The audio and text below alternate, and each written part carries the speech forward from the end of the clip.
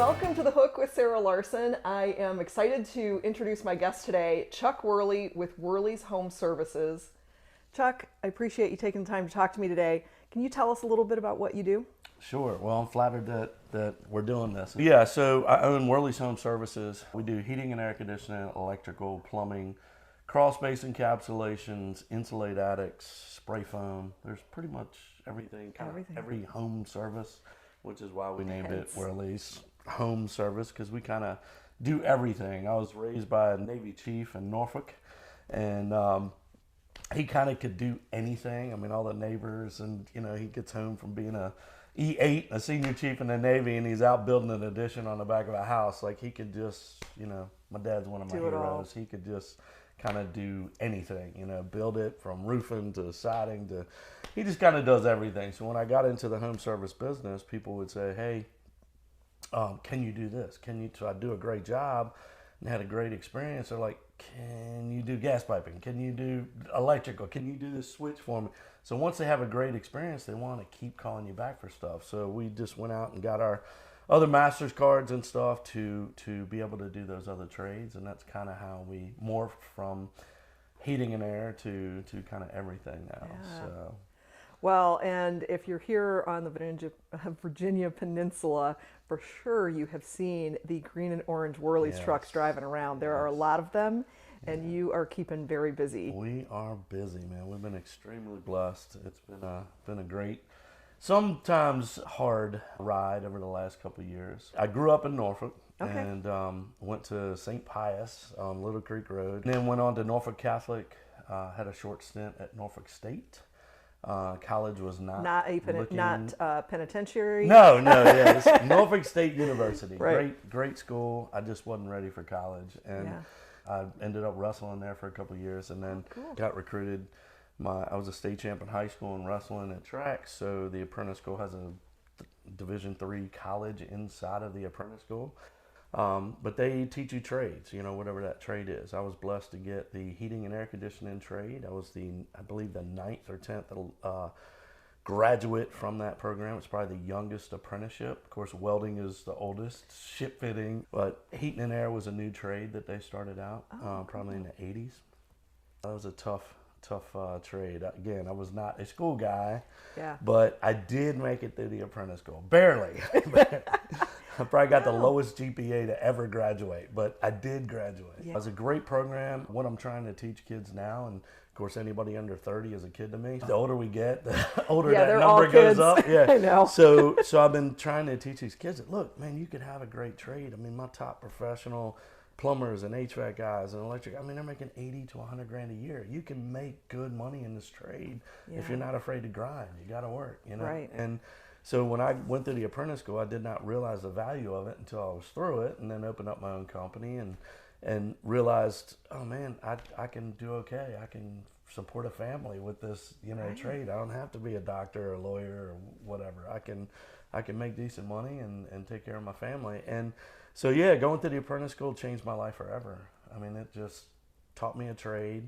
I was very blessed to have good people that when I did go into business for myself, I had people help me, and that's why I'm so helpful to newer companies, younger companies.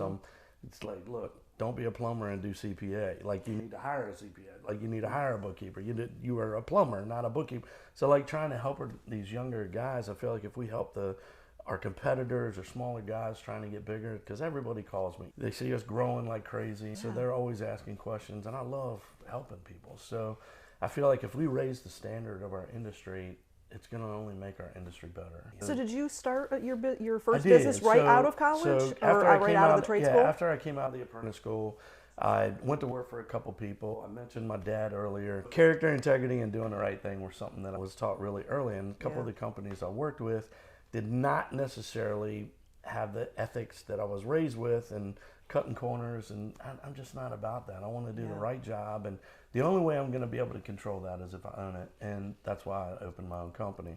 So in 2001, I opened up my own company. It was just me and a truck, and I had no customers. Like, I was like, I don't Now know. what? Now what? Yeah, like Yeah. so I start banging on doors. I do a job. I do a service call. I bang on the door next door. Here's my card. Call me if you need me. Yeah. I do a good job. I would tell the customer, hey, I have nothing to do tomorrow. I would love to help your neighbors. And really grew pretty steadily over the 13 years I was in business. We went from me in a truck to about 2.1 million. I had 15, 20 guys working for me. Really blessed to have the business that I did. I had done a few small acquisitions. A couple guys wanted to retire, and kind of took over their customer base and gave them an exit strategy. And I'm really good at working out exit strategies for employers that just are really ready to kind of move on with the rest of their life. And now that I'm 54, all the people that I learned from are in their 60s and 70s. So now they're kind of looking back saying, oh yeah, I trust this guy. I can, do it. I'll go over the negative part of the story first. I know you had a little disruption in there somewhere, so tell me about that. I was married for 20 some years. I got 2 fantastic kids. Me and my ex are friends. We co-parent. We have a good relationship now. We are great parents, not great wife and husband. She led me to Christ.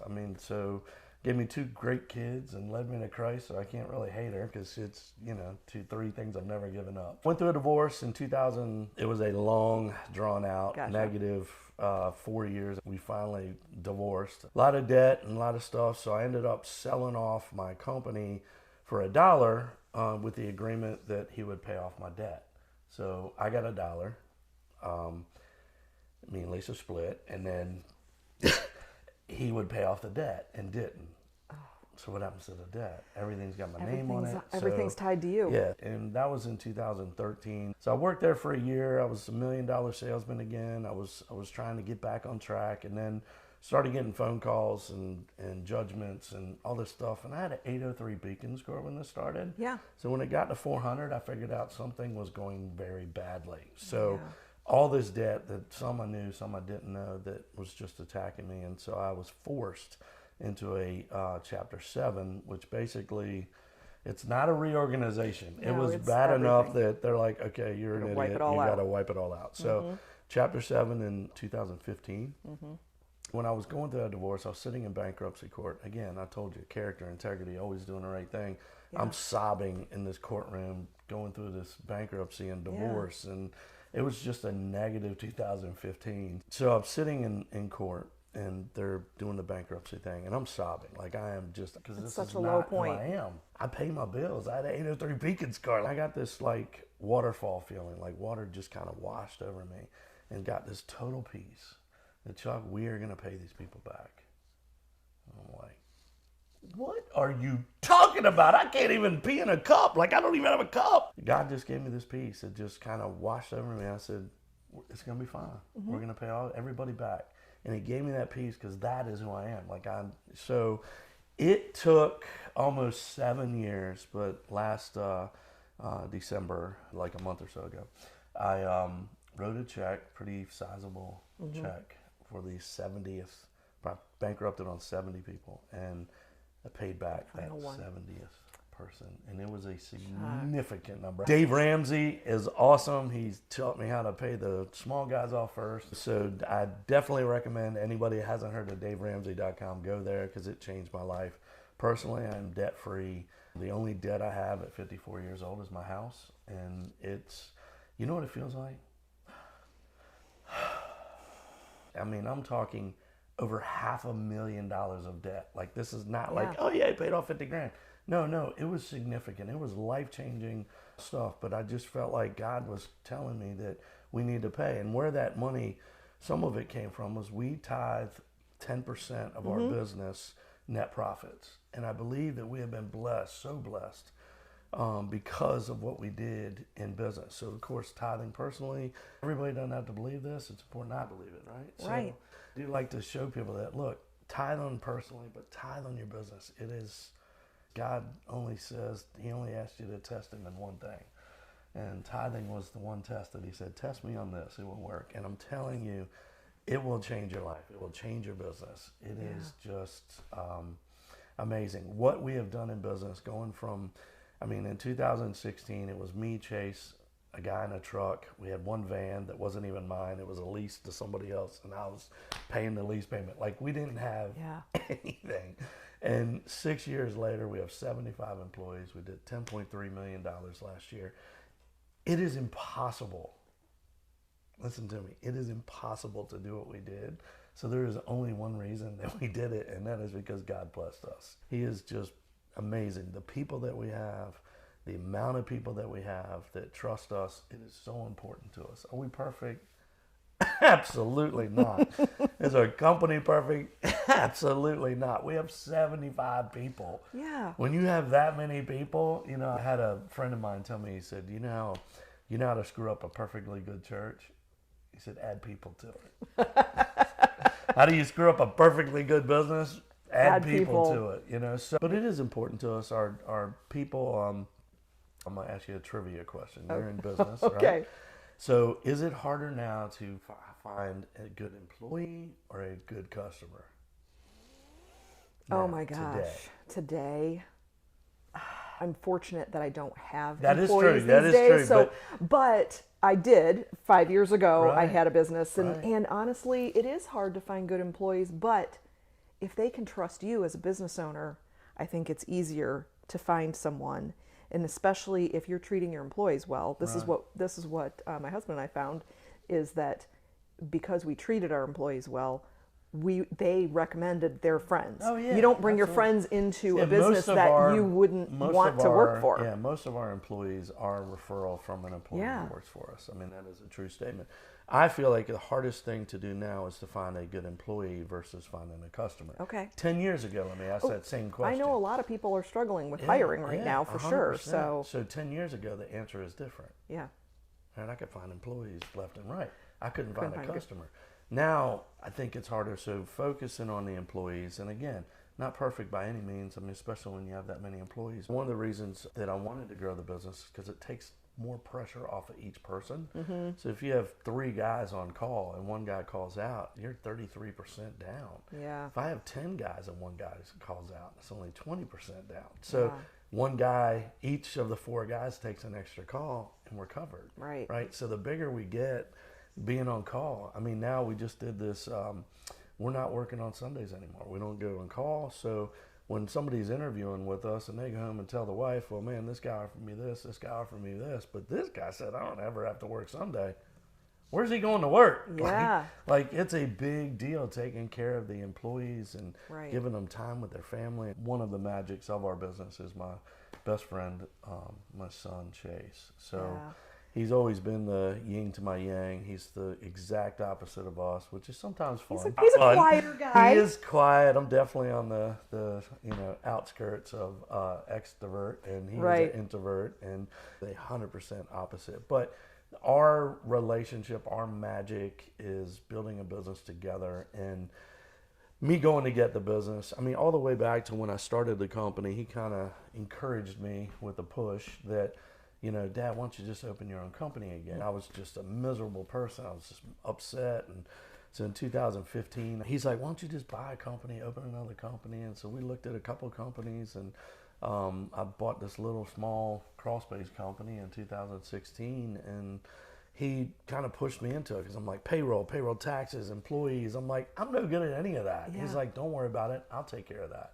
So he's like, man, I'll quit school. I'm like, I still fear my ex-wife. So that can't happen. Like, you can't quit school. Like, so, and I wasn't real serious about it. How old was he at that point? He's 22. He was 22 at that time. 22 at that time. So sees his dad's miserable. We're best friends. So he's like, man, you just need to go back into business for yourself. That was when you were happiest. So I buy this company, and he says, look, I'll do all the payroll and employees and all that stuff. He's like, I'll take care of that. You just go get me business. And so I went out and I, banged on doors, networking events, and ran every single sales call. I mean, I'm working 150 hours a week. He's working 100 hours a week. Of course, he's going to school full time, carrying 18 to 21 credits per semester. Right, full time is 12 for all of you that don't know that. Wow. He's taking 18 to 21 credits per semester. Graduates. He goes to Division I in lacrosse. Hates New Jersey. Newark, New Jersey. Grew up on a farm in Tab. So big culture shock and just didn't like Right. it up there. So he came home to CNU and loved CNU, graduated from CNU, played lacrosse there. He was the vice president of Pike fraternity. We're really active in the CNU community now. Yeah. And he just loved working together with me, but wanted to finish school quick as he could. So that's why he doubled up on all the things. So Right. in 2018, he graduated. And one of the biggest things that make me so proud of him is his grind. Like, I always give my ex-wife credit, her brains, my grind, and he doesn't have to work here. He can make a lot more money somewhere else, and just go to work for somebody else. But he sees a vision, and it's really, really been a magical 5-6 years. And my yin and my yang, everything I hate, he loves. Everything he hates, like talking to people and going to networking events and branding, which, if anybody's never seen always my wearing van, your colors. I'm always got the orange and green on. And it's funny, I was at a networking event last night, and the lady's like, if they don't know who you are, I'm not giving you a name tag. I'm like, all right, well, that's maybe I'm doing a good job at this branding. You've got the orange shirt, orange handkerchief, orange wristwatch band with your green blazer. You look really sharp today. Thank you. Now, I've also seen you in the green shirt with the orange jacket, very loud and the orange and green Chucks. So you gotta have the Chuck Taylors, right? Well, your name's Chuck. Of course, you gotta have the Chuck Taylors. Gotta have the Chuck Taylors. So I'll do an orange and a green, and then the laces are opposite. Yeah, we have a fun time with it, and everything is about what? Top of mind awareness, right? I got this crazy guy with a bright orange jacket, and you get home, you're not going to forget him, and your heat's out. I always joke that you may not like me, but you will not forget me, right? So it's important that we stay in front of people, and I feel like I do a really good job staying in front of people. And I want to talk to you about that, because you told me a couple of years ago that you were working with like a marketing coach or something like that. Is that, I know you do a lot of education for yourself. You're always learning, a lot of support from other business owners. Tell me about your experience and what you've done. I haven't had a marketing coach. I've just been really just dumb luck more than anything else. I'm not afraid to grind. A couple years ago, I'm crawling underneath a house, and I get really frustrated because I see like this PVC pipe, plumbing pipe, notched out. And I don't mean notched out. I mean like 14-inch beam, 12 inches of it is cut out. So like you can't walk across that, right? It's right. Plumber just cut it out, and I'm crawling out of the crawl space, and of course I'm a chubby guy trying to get out of crawl. I'm frustrated at that too. And I'm just like, that just really gets stuck in my crawl. When some contractor charges a customer to do a crappy job, it just pisses me off. Like, so I remember grandma used to just, man, if something got stuck in her crawl, she would whoop your butt. So I'm coming out, and I said this silly post of just what's stuck in Chuck's crawl. And it just went nuts. Yeah, it just went and you bonkers. still do that. I have people walking up to me like weekly saying, what's stuck in Chuck's crawl? I had a big, humongous competitor. I just talked to him this weekend, and humongous crawl space competitor. And he walks up to me, and his wife, he introduces me to his wife, and I'm shaking hands with his wife, and I'm like, hey, well, I'm Chuck Worley. And she goes, oh, I know what's stuck in your crawl. And I'm like, man, the biggest competitor's wife knows who I am. So I must be doing something right on social media, right? Yeah. So, but it's been fun, and it's educational too, which is, trying to teach people that you can make money doing the right job, having the right people in place. It's real important to me to doing a good job. And again, that's just, the way I was raised. Let's character, integrity, do the right thing. Yeah. And again, we're not perfect by any means, but we want to be, right? One of my favorite coaches is Saban. Alabama, you love them or you hate them, right? But I absolutely love winners, right? So Saban is coach for Alabama. And he's doing this interview, and he says, we are peerless, like we don't have competition. We are competing against perfection. Because every single play is designed to do what? Every offensive play is to score a touchdown. Yeah. So if everybody does their job, I score a touchdown every time I touch the ball. Mm-hmm. Wow. Like, he's right. I'm sitting here watching football. I should be more mad now because not every play is a touchdown. Everybody didn't do their job. If everybody did their job, every play would be a touchdown. And I was like, man, because you think about broken coverage, they got a touchdown. You're like, and I'm like, that just makes sense. So he's competing against perfection. So how do we get our company there? You know, if everything goes perfectly, which with 75 people is impossible sometimes, but I'd rather have 11. But he's got that many on the sideline, right? He's got to pick the right people to be in the right place. But that was real impactful to me. I heard that probably 4 or 5 years ago. You're not competing against the other companies that are out there. That's right. You're I'm competing. I'm competing against perfection. Yeah. Like, what is the right job? If everything was right, every job would go perfectly, and I would pray for that day. Yeah. We need those challenges, right? Yeah, absolutely. I mean, if it was easy, everybody could do it, right? So the biggest impact stuff that I really want to do is impact our industry. Let's have a great kind of rise to the tide. You know, was it every boat rises when the tide rises? Yeah. So I do want to encourage people, if you're in business for yourself, start tithing on your business. And I'm telling you, it will change your life. It will change your business. And I really believe that is a big part of why we've grown the way we have. When you say tithe your business, are you giving your tithe for the business to the church, or are you talking about just wherever? No, because I know you are a big proponent of donating to all those things. Yeah, I mean, we've done everything from Young Life, and there's a 5 Loaves food pantry in Newport News we had given to weekly for 7 years, 6 years. So it's important to just giving back. Yeah, just giving back. And I focus on 757. I cannot tell you how many people, because of our trucks and our vans, and definitely go to callworleys.com. It is a great van. It's always promoted. But the people are like, man, is that a franchise or what? No, it's just my last name is Worley. We've done a really good job impacting our area in the 757, getting people to know who we are, giving back to our community, giving back to our employees, giving back to our people. It is really important, and I just feel like people need to hear that. So especially when times get tight and times get tough, there is nothing tighter than going bankrupt. I had a post a couple years ago that I was walking through my shop and I saw this big pile of copper, and I burst into tears in the middle of my warehouse with like 20 guys running around, and I'm like, I got to run into my office. I'm like, I don't know what happened. In 2015, which is just a few years ago, I was scrapping metal to eat. Like, I was going to the shop, I was cutting up copper and getting like $10, $20, $50, $100, going and buying some food so I could make it another 5 days until some more money came in. Talk about starting a business from scratch. So no cash. And I think all the companies that I've purchased, a lot of them were handshake agreements. Now, we had stuff in writing, but they trusted me that I was going to, I mean, I had a 17-page contract, and that was not honored, right? So it doesn't matter. Exactly. If you don't trust the man behind the pen, the ink is worthless. Wow. And my dad told me that years ago. I don't know if you know the entire story about my husband and I with our previous business, but I knew you had a previous business. He had a business partner that just did some not so good things, and it affected our business. Dave Ramsey said the only ship you want to jump off of is a partnership.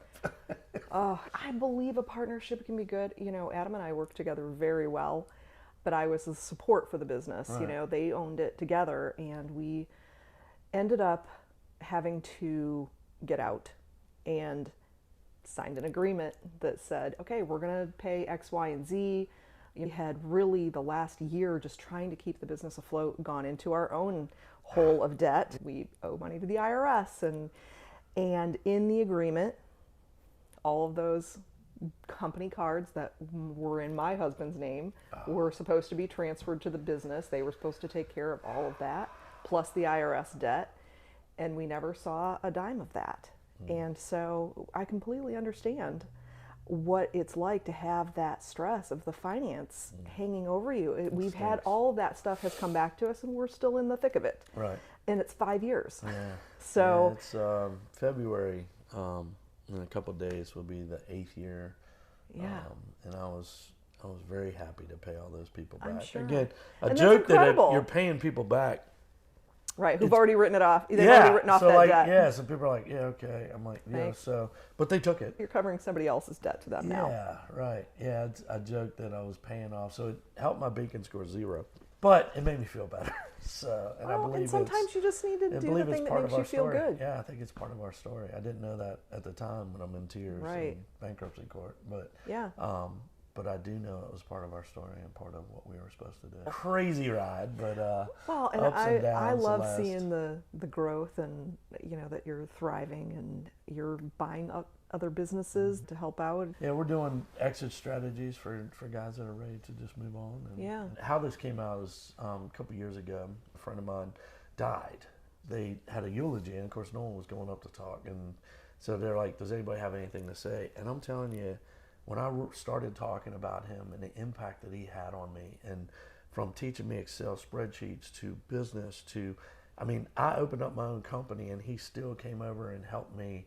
Yeah. Because I left his company, and I was like, man, I couldn't have done it without Jeff. And he really, really loved me and really wanted to help me. And I'm like, I want to do that. Like, I need to have the impact that he had on me. I mean, I'm telling you, I was in full sob when I realized the impact that he had on my life. And I'm like, man, we all need to do that. We need to help other people. Well, and you think about there's a ripple effect there, right? So he helping you has made this big ripple effect of what you're doing, and then you can do the same for somebody else. Yeah, absolutely. I love that. What's in the future for Chuck Worley and Worley's Home Services? Trying Keep to growing? You gonna be nationwide? No, nationwide. Hampton Roads, Virginia, we're going to own our market, and I feel like we're doing a great job owning the 757. I mean, if you're driving on the interstate or driving anywhere, if you don't see one of my vans, I'm going to need you to pull over, because you obviously can't see, because they are everywhere. They are everywhere. I'm getting text messages, PMs. Saw your truck. I saw your truck, or a picture of my truck, and it's very flattering, and I appreciate people, encouraging us, and it's been a fun ride for sure. We definitely want to own the 757 area code, and pretty much Virginia Beach. We don't go into Carolina, so pretty much the Virginia line, all the way to New Kent. Okay. So we've just expanded kind of up in Williamsburg more, and doing a lot up there actually. So the problem is with expanding that much, or I have a friend who's franchises, and I feel like this is me, and that we can't control the quality of the personnel. We can't control the quality of the people and the products. And kind of on that note, we have two guys that are both guys that could bill $1 million off their trucks. They're amazing. Great technicians, great installers, great HVAC guys, but they bleed green and orange, and they want the quality. We pulled them out of trucks, which cost me $2 million in revenue, right? To make sure that our guys are, we call them from happy checks to quality assurance checks, to making sure that we're going to do the right job. Up until a couple of years ago, I did all the sales and I did all of the happy checks on every single job. I was on every single job. I was still doing every quality check. And then it came to a point where I'm like, okay, I need a life too. So then we started expanding. Now that we're at 10 million, we have full-time guys just making sure that our quality is where it's supposed to be at, because that is why we get referrals. We take care of it. Again, not perfect, but we do want to do the right job. Again, it's a fight to get to perfection. That's us. Awesome. Well, thanks, Chuck. I appreciate your time today. Thanks for sharing your story. I think it's really inspiring. Well, thank you.